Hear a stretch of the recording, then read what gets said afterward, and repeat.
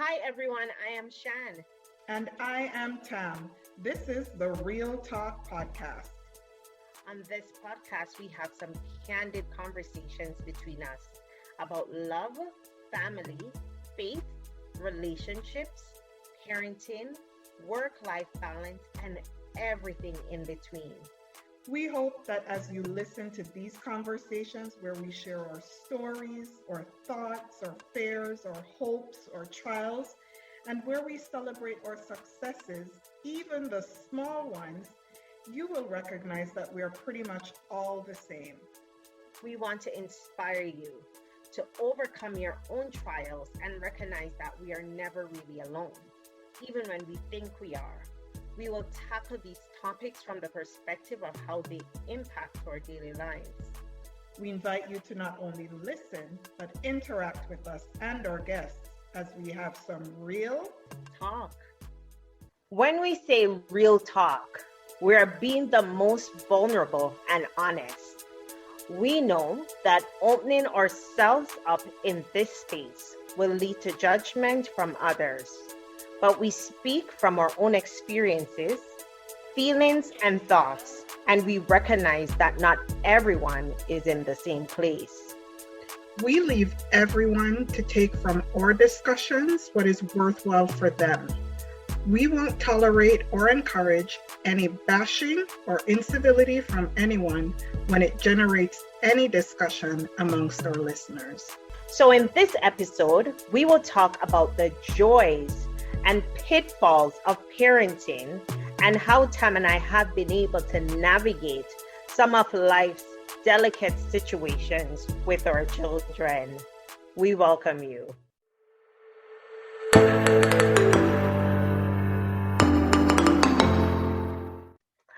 So Tam.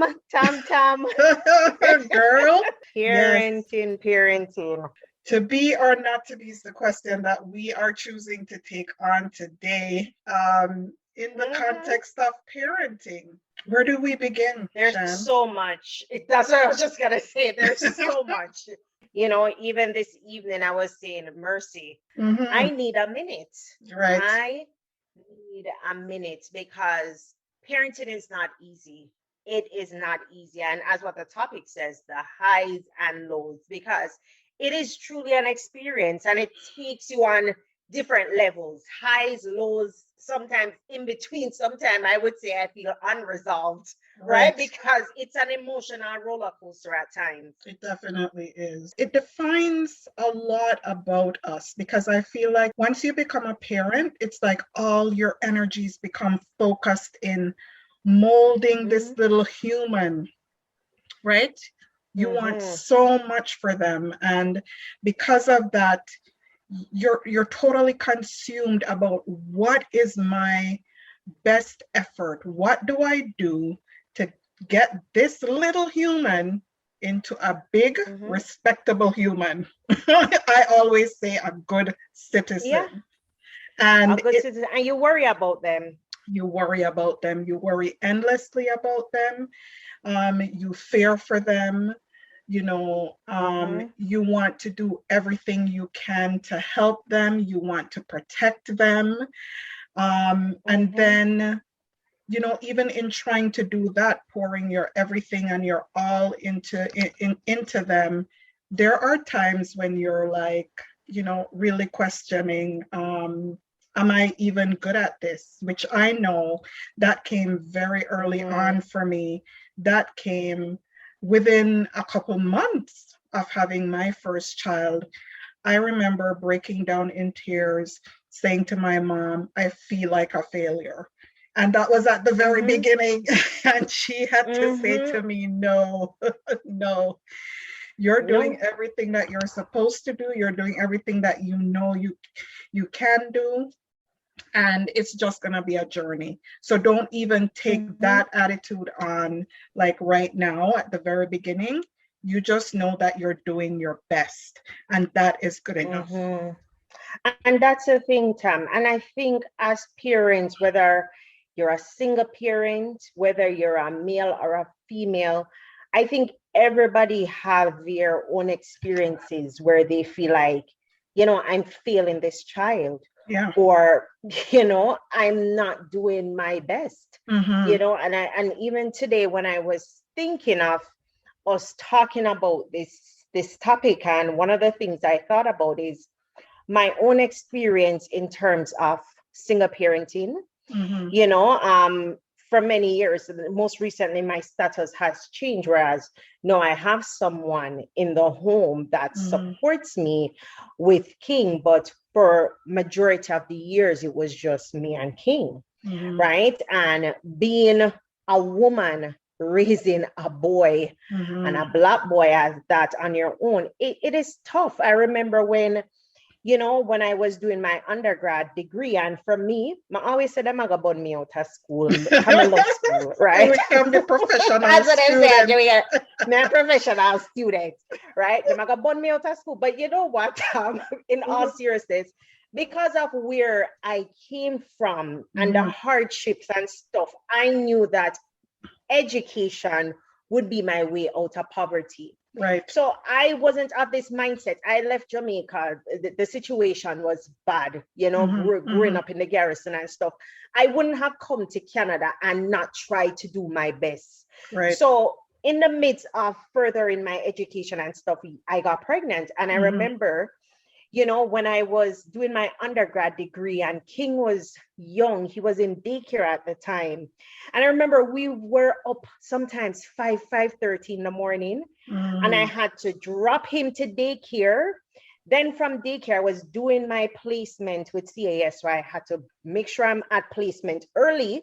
So I'm doing a positive, I'm showing up, doing what I had to do. Right. By that time, I had to leave placement, go to my full-time job.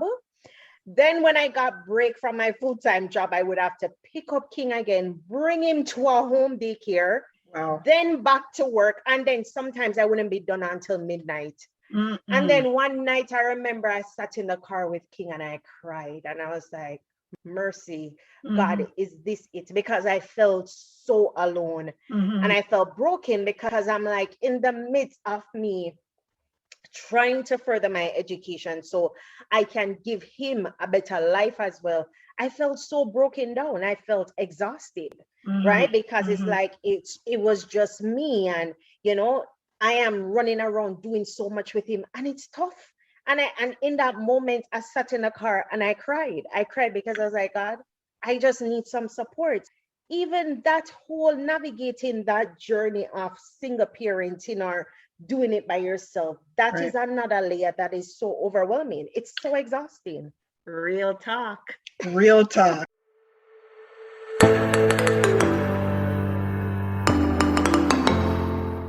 Yeah, and it's interesting that you say that. And we have two different experiences where that is concerned. But it's funny, as I'm listening to you talk, as much as I had a partner, a spouse that was a part of that whole parenting journey, there were times where I felt the same way. Like, can I do this? And I'm not in any means comparing my experience to yours, because it is indeed different, but it just goes to show that sometimes too, the burdens that we feel as parents, it crosses I think your status, because we know that realistically, right, the women, and we know there are single fathers out there. We know that there are fathers who are very much involved in the parenting of their children, like my husband. But we as mothers, we have this sort of innate, like really nurturing, protective sort of, wanting to make sure that every need is filled, right? We have that about us. And, even if I find that in my instance, I have a spouse, I have a partner, but there were days where I felt too like I was running myself rugged, right? And there were days where I felt like, I don't know if I can do this, I don't know. And it happens. Mm-hmm. Yeah, it happens, Tam. And the fact of the matter is, I remember I was telling you, I was having this discussion with a friend the other day, and she said, Shanique, I don't think I'm maternal. Yes, you Mm-hmm. have a child, but she said, I don't think that was my journey. And, society will look down on me because I'm a woman. Automatically, I should be maternal, or Yes. automatically, I should want children. But she said, the fact of the matter is, Shan, I never wanted kids. Yeah. I never wanted kids. And sometimes I have to even question myself in terms of where I'm at or certain things with my son, but not because I'm a woman, it means I have to be maternal because I really didn't want to have kids. And to be quite honest, now with my journey with parenting, it's okay if women or men don't want to have children, because it's not the journey for everybody. Yeah, and I'm glad you brought that up, because that was one of the things that I had hoped that we would actually talk about, the judgment that is brought upon people who consciously sometimes make that decision not to have children, and especially us as women, because it is ingrained in us, like from very early on. It's a societal expectation that to be a woman means that you're going to be a mother, you're going to be a wife. That is a whole other conversation. Right? That's a whole nother episode. That's a whole other episode. That's a whole other episode. But yeah, like it is a burden that we place on people as a part of our societal expectation that as a woman you need to be a mother. No, you don't need to be a mother, right, to be a woman. And really, honestly, not everybody should be a mother, is meant to be a mother. Exactly. Right? And if you feel that that is not a part of your journey, then who am I to judge? Because we know that as parents, we give up so much of ourselves. And sometimes in an effort, it's only a conscious effort that we make not to lose ourselves in the whole journey of parenting and act of parenting, while we can maintain some sense of individuality and not just being King's mother or Paige's mother. Because Paige's mother. How many times have people identified you as King's mother? They don't know your name, Exactly. But they know you as King's mother. But I'm King's mother, but I have other identities. That's the thing. Exactly. Other identities. And that's what you're saying, Tam. Like parenting is it's a journey. It's never ending, because even now we're talking, I was like, let me look up what parenting means on Wikipedia, on the Google, right? So it says parenting or child rearing promotes and supports the physical, emotional, social, and intellectual development of a child from infancy to adulthood. You hear? From infancy to adulthood. So it's never ending. Yeah. It's never ending. And I think about the fact that even me as a mother right now, sometimes I need my mother. Sometimes I just need to talk to her. Sometimes I just need to hear her voice, just to give me that word of comfort. Me as a big woman, sometimes I just need my mom. So it really never ends, right? It's never ending into adulthood, as what Google said. Yeah. Right? And I do not think that it is unfair for someone. I mean, when you look at even that definition, Shan, that takes in every part of who a person is, right? And like I said before, just the whole act of parenting causes you to give so much into that, wherein if you don't have a strong sense of self, you can lose yourself just in that whole journey and in that act, right? Because you can. Yeah, well, like we already talked about, I'm not just Paige's mom, I'm not just AJ's mom, I'm not just Julia's mom. I am so much more than that. And sometimes, we tend to forget who we are because we're so focused on really bringing these little people into big people who can be upstanding citizens of this world, right?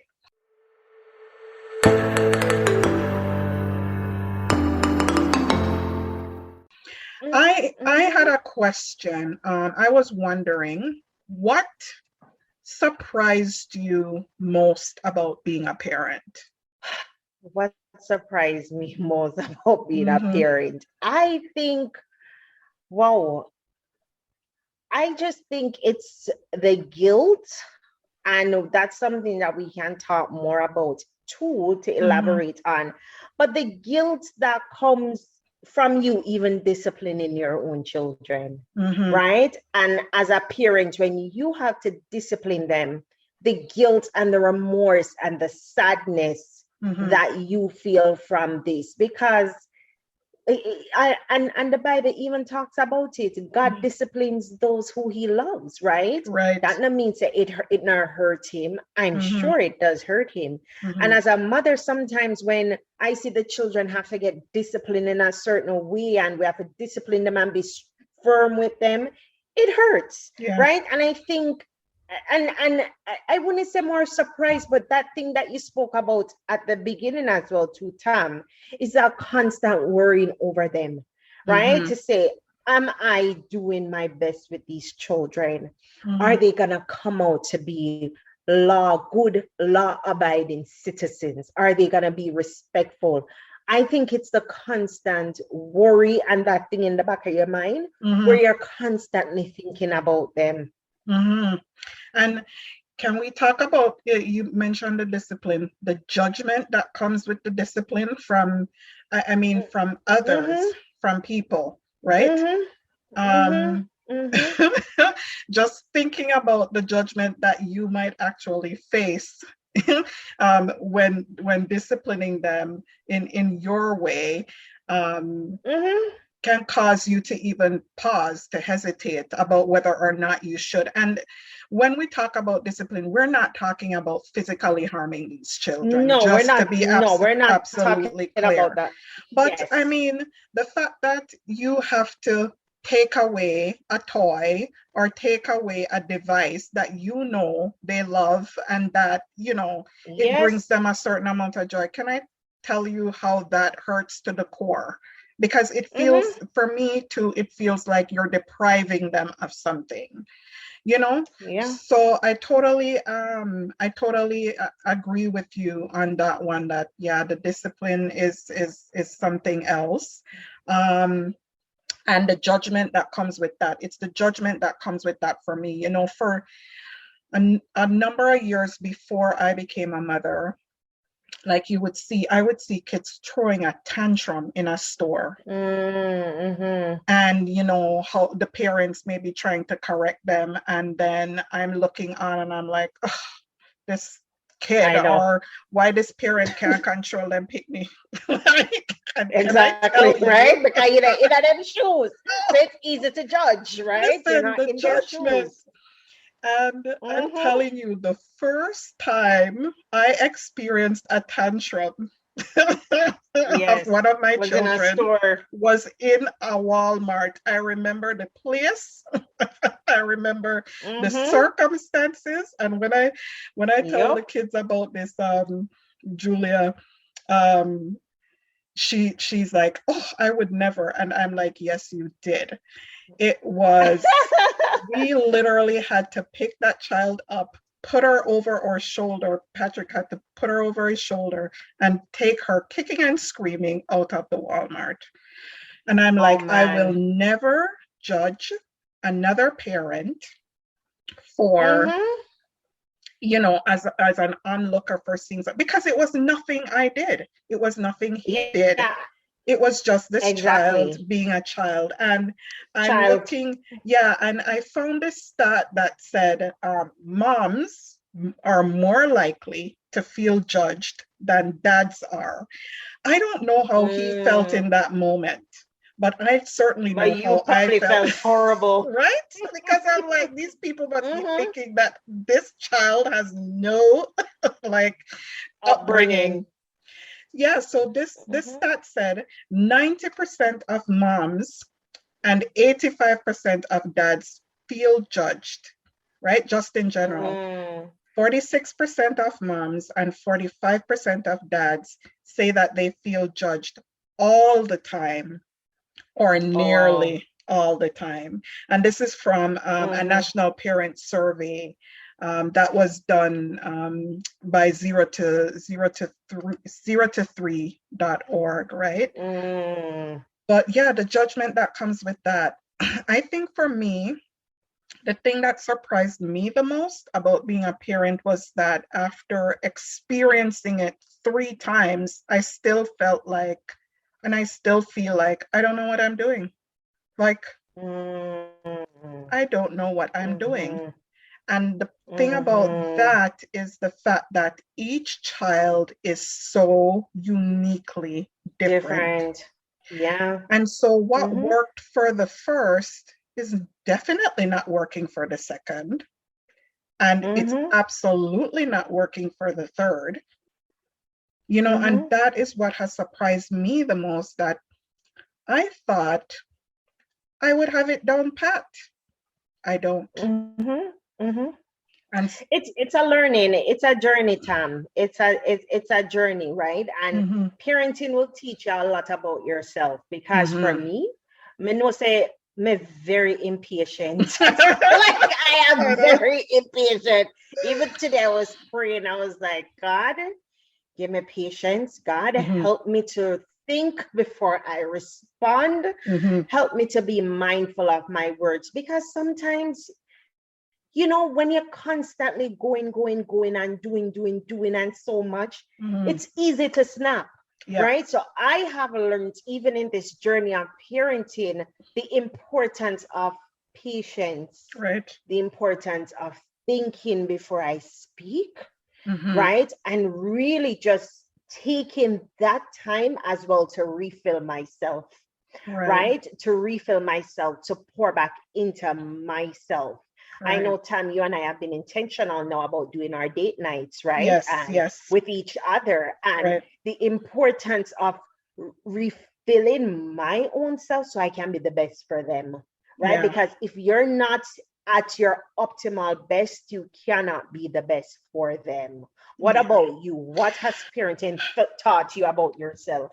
It has taught me to be humble. It's taught me humility, Mm-hmm. and it's taught me to apologize, that it's okay to apologize to a child. It's no judgment on our parents, but we um, are from probably a time where you're better seen and not heard. That wasn't like generally my experience at home. Like Mm. I was encouraged to speak, to have an opinion and so on. But as a child, you were always sort of kept in your place, right? Mm-hmm. Um, which for us, we consider that you have manners, right? You have Mm-hmm. manners, Mm-hmm. right? Mm-hmm. So it's not all bad. But I don't think, even if I felt wronged, or if I thought my parents had wronged me in some way, that I'm not sure if I can ever say that I ever heard an adult apologize to a child. But Mm-hmm. I've come to realize that Mm-hmm. it is necessary. It's It is. necessary. So I've learned that in humility, that lesson in humility. And the other thing I've had to learn too is that it's okay for me to not be okay in a space, and for me to help my kids understand where I am at Mm-hmm. emotionally. So you know how you talked Mm-hmm. about being intentional about what you say, like to pause and Yes. really. Yeah, so I had this experience earlier, when was it? Earlier this week, really. And I was really upset with my son. Real talk. Real talk. Because I felt Mm. that in me trying to help him, he ended up Mm-hmm. just doing a selfish thing that didn't consider Yes. me in return, right? And Yes. I told him that. I said, that was selfish of you. Like, you're thinking about yourself and you're not, I'm trying to help you, but you're not thinking about how your actions further impact me or anybody else around you. And I was angry. I was mad. I was mad. And he came to me afterwards and he said, Mommy, I'm sorry. I didn't mean to. But you know what, Shan? I did not want to hear sorry in that moment. No. I didn't want to hear sorry. Sometimes you just upset, Tam. Okay. You're a human being. You're a human being. I had to say to myself, before I even respond to him, I had to say to myself, as an adult, what should be your response to this child who you're trying to teach a lesson in this whole process? I had to stop and I had to think about that. And I said to him, I hear you, but I'm sorry. I'm not in a place to receive that apology right now. You think me wrong? Do you think I'm wrong? No. And as you're a human being, beyond you being a parent, you're a human being. And sometimes you just have to say it for what it is. Right. I am not in a space to accept that right now. Give me some space. Right. Give me some space. Give me time to process this. And I thought that was okay for me to do. Because I think it further, it would help him to understand that, you know what, sorry doesn't necessarily mend it all right away and at once. So I think that that lesson for him can further be that before you do this next time, you're going to stop to think about how this is going to make the person feel. Right? And how you're impacting somebody else. So it's taught me humility, and it's taught me that, you know what, it's okay for me to really not have to receive it. I don't just sit there and take it all, right? No, because you're a human being too. Exactly. You're a human being too. You're gonna cry, you're gonna feel emotions. Right. And the fact of the matter is, these children will hurt you as well. Yeah. They'll hurt you as children, and they'll see things as teenagers, and they'll see things as adults. They will say things, because sometimes some of this journey and different things, these kids will hurt you. Their actions and the things they do will hurt you. And that's why even the big thing about forgiveness as well, it really applies a lot to parenting. And for you as parents to be at a point to work through that level of forgiveness so that you don't resent them as well. And that is a reality. That is a true emotion, right? And even when you look at it, like parents had to pivot during this season with this pandemic, right? Parenting is one thing on itself, but parenting during the pandemic, you remember when them said school got shut down? Oh, mercy. I was like, mercy. Give me strength. Parenting in the pandemic has been another level, and another level, and another level. It's been such an interesting time. It's been such an interesting time. It's been more than interesting. I will lay down my life for my pitney them, okay? I will lay down my life for them. We love our kids. I love them to death. Yes. But can I tell you how ecstatic I was when they said school was going to reopen? Send them back. School are going to open. Send them back. I had enough of these kids. Enough of homeschooling. While we're in a meeting, Mommy, can you help me with this? Mommy, listen to me. I felt like I was going from like 24 hours a day. 24 hours a day. 24 hours a day. I was teacher. I was the lunchroom supervisor. First of all, I was the cafeteria lady, the lunch person. I'm the lunchroom supervisor. I'm the teacher. I'm everything. I'm the principal, right? Because I also had to be keeping everybody in check. You did a part of it alone, right? I did it with, of course, my husband. But the other thing too was that we were also working during this period, right? Yeah, we were working. And Mm-hmm. for us, as well as anybody else who would have been working from home and having to manage and monitor the children, the schoolwork, because school closed, but schoolwork didn't end. School was still open, you know, Mm-hmm. it was a lot. And I know for me personally too, like the work changed, right? So the Yes. stresses of work and then trying to ensure that these children actually still continue to learn, it took on It just a was a lot. whole different dimension. And not to mention the things that Mm-hmm. we may have normally tried to minimize, such as the screen time, now became the Mm-hmm. primary mode of interaction with them for everything, even their friends, outside Mm-hmm. of school. Mm-hmm. So Mm-hmm. it's been tough. It's No, been it tough. is because I remember even, for me and even my husband with the three kids here, and each child had a different lunch, each child had a different break time. And some days at the end of the day, the look on our faces were like, You're oh exhausted. my God, we're done. We're emotionally and physically drained Mhm. because it is a lot, right? And then, as you said, the day doesn't end after that. We Right. still have to look about dinner. For him, he has other things going on, trying to do other things in the house. And I was like, whoa, this is a lot. Yeah. It's a lot, right? So this pandemic has added an extra level of stress with parenting. But you know what, Tam?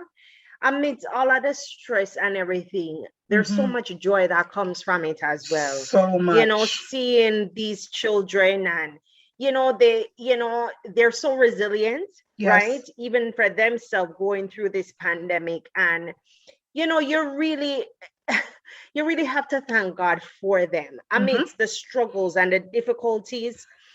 Each of them are uniquely made, Mhm. and they give you joy. They give Yeah. you joy. And I can say that even for me, with the struggles that I've had with even with single parenting, you know, I'm happy that I did make that decision to go through Mhm. with my pregnancy and keep my son, Mhm. right? And to raise him and stuff like that. He does give me joy and stuff amidst all of the struggles and everything that I've gone through.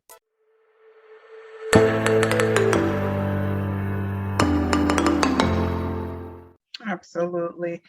I feel like Mm-hmm. during this pandemic, it gave me the opportunity to see different sides of my children Mm-hmm. that I wouldn't have Mm-hmm. otherwise either taken the time to see or had the Yes. time to see, the space to see, because we were all Yes. together all the time. And you're right, they had to find new ways of entertaining themselves. They had to find new Mm-hmm. ways of communicating. They had to find new ways of, basically keeping themselves going, their lives going. I saw creativity come out of them. Like I saw Mm-hmm. different parts of their personality that I was either too busy working, doing some other project. Yes. You know what I mean? So Yes. it's been very interesting as well. I'm personally happy that like the pandemic caused us to slow down a bit, to Just the kind of mm-hmm. pay attention to the things that were immediately in front of you, which we're talking about parenting, were my children. And for me to get to know Mm-hmm. them in a different way, for me to get to know Mm-hmm. some of the likes and dislikes that I wouldn't have otherwise taken the time to figure Mm-hmm. out, you know what I mean, or to experience. Mm-hmm. So Absolutely. there's been the downside and there's definitely the upside to it. And like I said before, I would Yes. lay down my life for them. um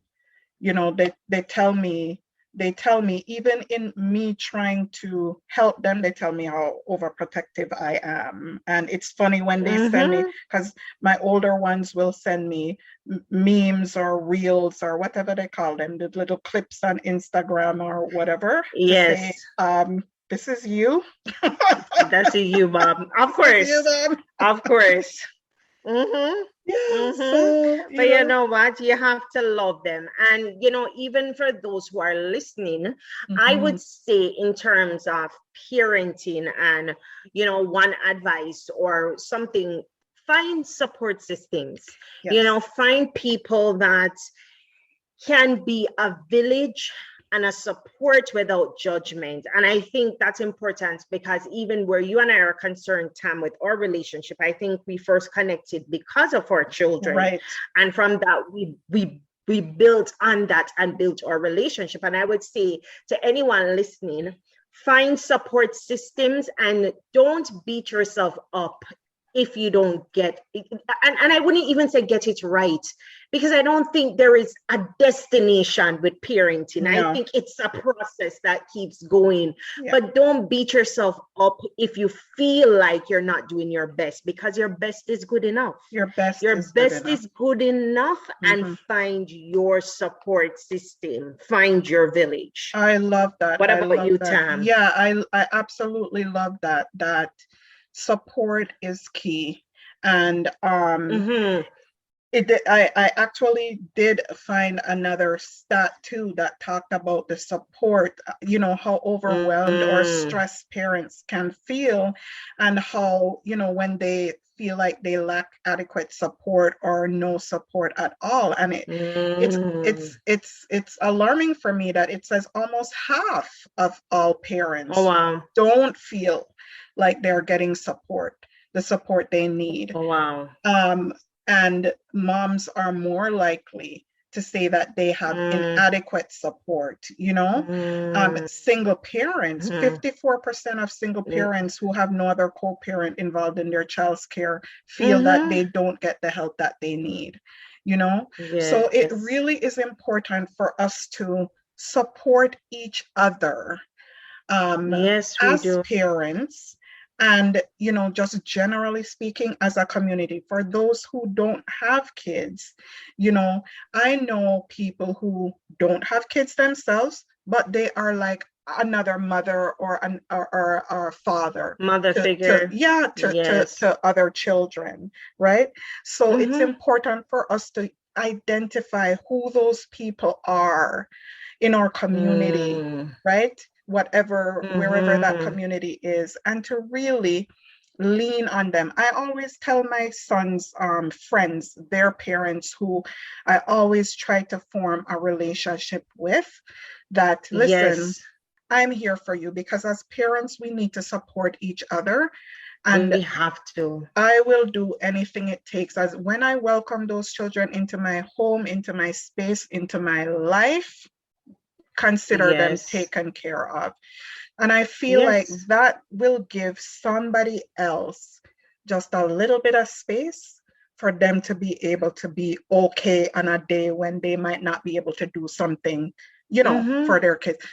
Earlier this week, I talked about the fact that another parent took my youngest one to school. And you cannot imagine what that meant for me, because, it gave me 30 minutes. It gave me 30 minutes in my morning. And that made a difference for how my day started. And that was just another mom saying, I'll take the kids today. So it's really important for us to pull together to support each other as a community. And don't be afraid to ask for help, because I know sometimes even too with culture, and different things, you might feel ashamed or you don't want to ask for help, but the support is key, because no man or woman is an island, and we're a village, and community is important for the rearing of children. Absolutely. We could go on and on and on about this, about these kids.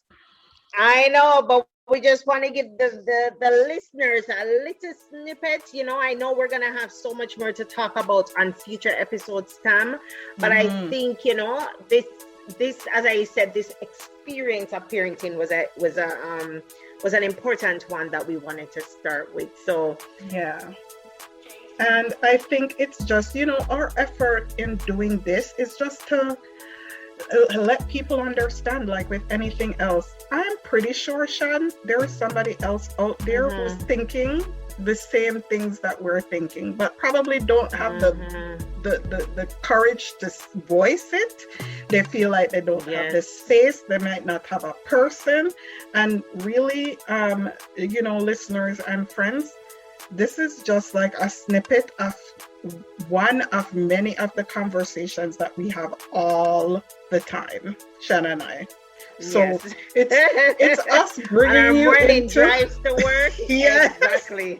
Bringing you into the little circle to hear a little bit of the conversations that we have all the time.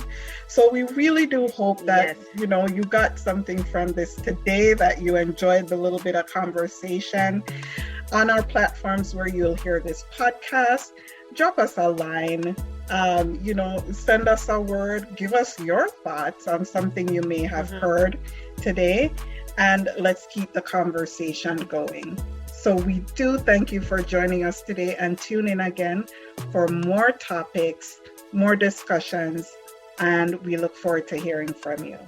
Real talk. Real talk. All right, bye everyone. Bye. Don't forget to visit Shan and Tam on all their social media websites. At Sisters Shan and Tam on Instagram, Shan Tam Lodge-Lee on Facebook, and check out their blogs at shanandtam.blogspot.com. Tune in again next time on Real Talk.